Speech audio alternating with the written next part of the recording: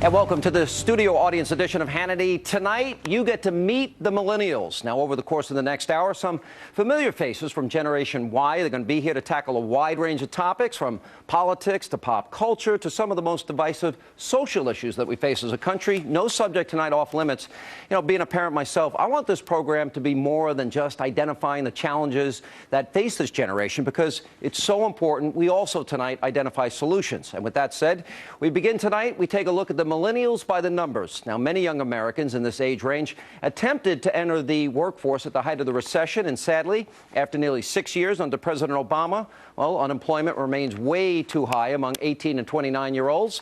According to the Department of Labor, the total jobless rate for millennials is 10.9%.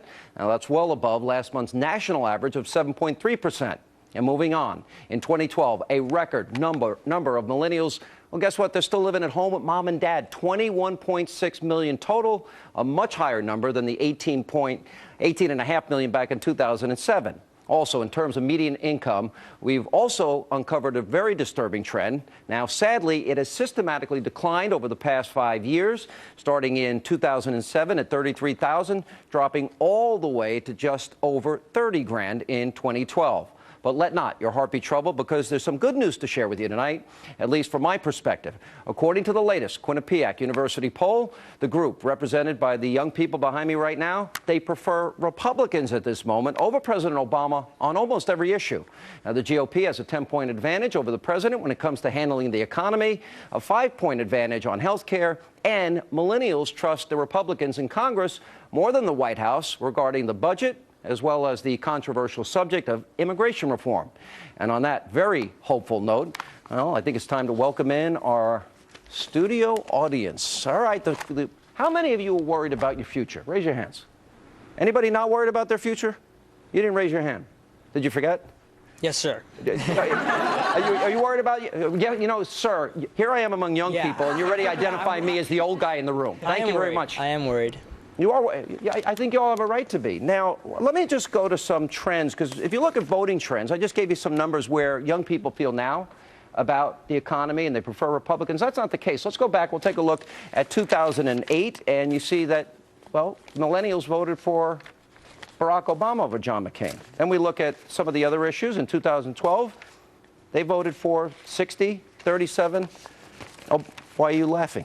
I'm not laughing. I'm familiar with these numbers, Sean. Okay, I'm so familiar with the what fact changed, that, though? Well, one thing has changed is that he's actually in office. You have to understand that those polls are looking at projections, and they're looking at possibilities. But now he is in office, and I think it's no surprise. I don't think anyone here would disagree with the fact that the president is proven himself to be a better campaigner than he has been able to govern. But I also would say that it's much more difficult. Democrat. That's a pretty fair assessment. That's the truth. Yes, because that's the truth, Sean. But it's much more challenging to govern, particularly when you have a Congress that's in complete and total obstruction of everything that you put forward. That is a true statement. He had the Senate, he had the House. What was the excuse then? It's not an excuse, Michelle. That's just the fact. But that's what you just said. Didn't he get his stimulus passed? Didn't he get his economic plan? Son of stimulus. He got his health care bill passed without a single, right?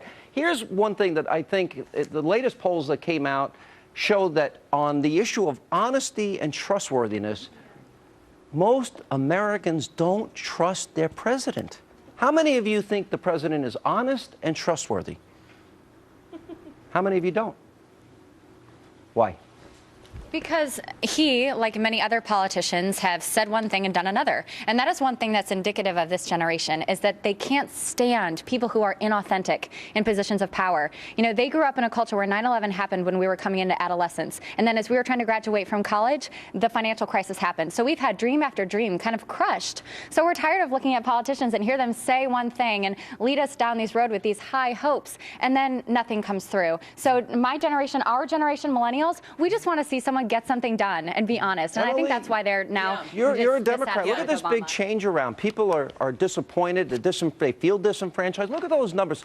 Does everybody here know? Do you know somebody that went to college, did all the right things, and then had to move home in mommy and daddy's basement? Yeah, absolutely. I mean, I think we all do. Absolutely. Has anyone here had to experience that? And be honest, don't be ashamed. I mean, I've done that. You've done that. Okay, you've done that. Law school. I've done at a that. law school, you had to go back home. But see, this is the thing. This is where I think a lot of these people sitting on this stage will agree with me, Sean. This myth that if you go to school and go to more school, that equates to a six-figure job and financial stability for the rest of your life. It's Listen, just that it's a myth, I left Sean. home at 18. Trust me, I was not going back, and they weren't taking me back. So this is your party. You believed in Yes We Can and Obama and change. Yeah. What happened? What went wrong? I do think you make a great point that authenticity is one of the most important things for young people. We see so much spin. There's advertising at every turn. And so when we look to the people that are governing for us, one of the things that we really care about is it just more spin, or are they really going to fight where they believe When in? Barack Obama said, if you like your plan, you can keep your plan. And now we discovered in July of 2010, he knew better. They debated inside the White House whether or not to tell us the truth. Did he lie? Look, I don't think he lied. I think I said to you before, I think that he misspoke. He should have said that most people can keep their plan. He shouldn't have said it. He should have said that most people can keep their plan. He should have said what we are living in a moment of total dysfunction. By the way, this is Juan Williams' son, and he is a conservative. Yes, sir. But Obama also said that Obamacare would drop the cost of health care. It's gone up. Time and time again, he has continually misled the public, and now he's finally seeing the results in the poll numbers, and it's his lack of governing because he has lack of experience and executive power. He spent his whole career up to this point campaigning. So what do we expect? He's a great campaigner, but when it comes time to actually be responsible and do the work that needs to be done in the White House, he can't do it. But I think the fact that 6 out of 10 young people actually can get affordable health care under $100, that is lower health care. Nobody's getting it. Guy, go ahead. I think it comes down to cynicism. I think we're a pretty cynical generation. Yeah. And I think what a lot of people in my generation, myself not included, thought they saw in Barack Obama was a non-cynical politician who was going to change things. And then He was inspiring. No one's going to dispute that. I mean, and if you look at the polling, the Quinnipiac poll that you cited, the Fox News poll that just came out, the group that turned hardest on this president over the honest and trustworthy question are young people, because that BS detector went off in a way that I think was a very rude awakening and a disappointment to a lot of people. Yeah, go ahead. You want to weigh in? Yeah, you mentioned the polling and how young people have turned on Obama. And I work for Generation Opportunity, which is a youth advocacy group, and we promote economic freedom. And we've had a big opt-out of Obamacare campaign. And what we found is if you look at an ABC News poll, when young people were polled in October, young people supported Obamacare at a rate of 49%. Then the exchanges launched in November. Young people supported Obamacare by a rate of 36% and opposed it by 61%. Yeah. Now, Stephanie, hi. Hi. You work with OFA. Yes, I worked very proudly for the Obama campaign. I think that this is a very interesting conversation because one of the things we're not talking about is the fact that young people especially had to get their democratic rights really blocked in a lot of ways because of the obstruction that Republicans, mainly the GOP, had when it came to he had 2 years of Democratic House and Senate. Well, here's the thing: they made it harder for young people to vote. And so, if you're going to talk about the turnout in 2008 and the turnout in 2012, what we didn't have in 2008 were the laws that made it harder for us to exercise our rights to vote. Hang on. Let me ask this question a different way. And I asked this question to Tavis Smiley, and I won't tell you his answer till another second. Okay. Is Black America, which voted for him 90-some-odd%, right? Are Black Americans now heading into the 6th year of the Obama presidency, are they better off than before he became president? Absolutely.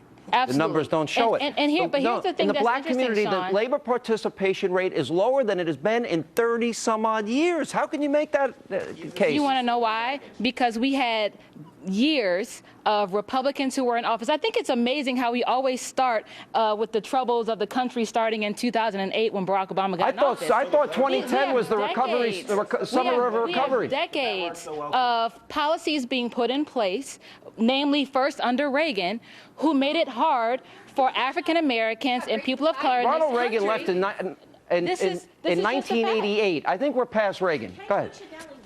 Go ahead. You want to say something? Hi. Cuccinelli won the youth vote in Virginia, and that was shocking to most people in very liberal Northern Virginia. Ken Cuccinelli won the youth vote, and this is a decade where people are saying Republicans have lost youth. That's not the case. Erin, you're a nurse practitioner? I am a nurse practitioner. I've had a lot of opportunities. That's a great profession. It is. It is. I work in the healthcare system on a daily basis, and I've really had a chance to see some of these politics play out in my own job. And I think people are just really realizing that government involvement and healthcare and other things isn't the answer. Patients on Medicaid, 31% of doctors won't see them. It pays 56% of what private insurance. Here's what I worry about for you guys. This is what I worry about. Our debt is now $17 trillion and going higher. Obama will double the debt by the time he leaves office. We've doubled the number of people on food stamps since the time he's been president. I'm looking at $90 trillion in unfunded liabilities. I'm looking at the labor participation rate lower than it's ever been in decades and decades. And he's had 6 years to fix it, 5 full years in office now to fix it, and it's not fixed. And I'm worried it's going to get worse for all of you. And we're the ones who are going to fund Obamacare. In order for Obamacare to work, not only do all of us have to sign up, but we have to be overcharged for it because we are the ones who are going to subsidize the older and sicker people. And what have we gotten? We have a website that's worse than the DMV, that's worse than the post office, and we're the ones who are paying for it. All right, we'll hold it right there. We got to take a break. We're going to come back. And when we come back, we're just getting things started right here. Coming up next, I'll ask this incredible audience of millennials what they fear the most about the future. We'll also talk about solutions and every topic from finance to politics and how do they plan to save their own future when ultimately they're going to be responsible for paying off the debt we're handing off to them. Straight ahead.